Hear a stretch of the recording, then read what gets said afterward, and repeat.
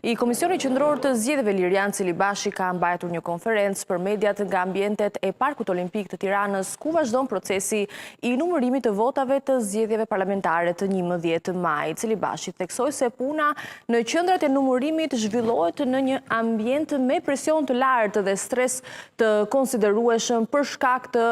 pranisë kandidatëve, vëzhguesve, përfaqësuesve të forcave politike, media, por edhe të tjerë. Ndjekim. Me një numër të kufizuar njerëzish, sepse është e kufizuar hapësira ku do të operojnë këta njerëz, shto këtu pasaj dhe lodhjen, në fakt do duhet ta pranojmë që atmosfera rreth e përqark, edhe pse garanton transparencë maksimale dhe natyrisht që nuk ka për të ndryshuar, nuk është shumë ndihmuese në fakt për ata të cilët punojnë dhe operojnë. Jo e keni konstatuar ose mund ta konstatoni, se nuk di ta them me siguri, që është një punë që praktikisht zhvillohet në stres, në praninë e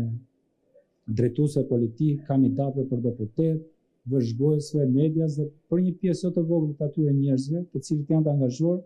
kjo nuk është një gjë edhe kaq e thjeshtë për të ballafaquar. Por